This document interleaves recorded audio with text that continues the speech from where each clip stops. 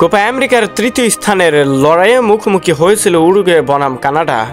নিজেদের জায়গাটা ধরে রাখার জন্য দুদলই লড়াই করেছে শেষ পর্যন্ত সমানে সমানে। 2-2 গোলে ড্র হলে ম্যাচটি সরাসরি গড়ায় পেনাল্টি শুট আউটে। সেখানেই যেন দুর্ভাগ্যবশত কপাল পুড়েছে কানাডার। 4 শটের বিপরীতে কানাডা মাত্র নিতে পেরেছে 3টি শট।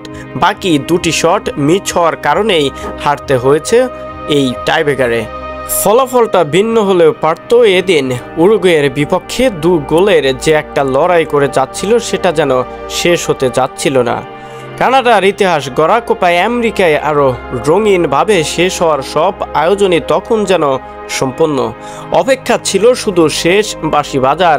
কিন্তু হারার আগে যেন হার মানতে চাইছিলেন না উরুগুয়ের ইতিহাসের সেরা ফুটবলারদের একজন Luis Suarez.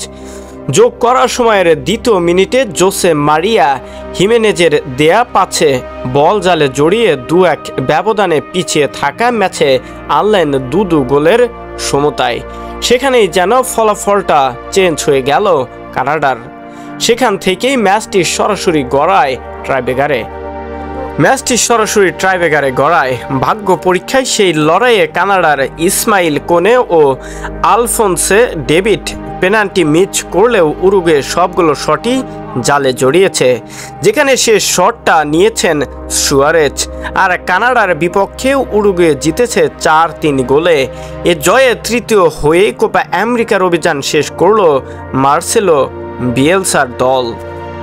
North ক্যারোলিনার bank of American স্টেডিয়ামে শুরুটা ভালোই ছিল উরুগুয়ের। ম্যাচের 8 মিনিটেই রদ্রিগো বেনতুস্কার গোলে এগিয়ে যায় তারা। শুরুতে পিছিয়ে গেলেও ম্যাচে ফিরতে মরিয়া ছিল কানাডা। বল দখল, আক্রমণ কিংবা সুযোগ তৈরিতে উরুগুয়ের সঙ্গে পাল্লা দিয়ে খেলেছে তারা। হারানোর তেমন কিছু না থাকায় 2 দলই এদিন আক্রমণাত্মক খেলার চেষ্টা করেছে এবং সুযোগ তৈরি করেছে। এর মধ্যে ম্যাচের 22তম মিনিটে ইসমাইল কোনের অসাধারণ এক গোলে ম্যাচে সমতা ফিরিয়ে আনে কানাডা। কিন্তু এর পরেও যে কাজটি হয়, যোগ করার সময়ের আগে গিয়ে গোল করার পরেও যেন ম্যাচটিতে হারতে হয়েছে টাইব্রেকারে।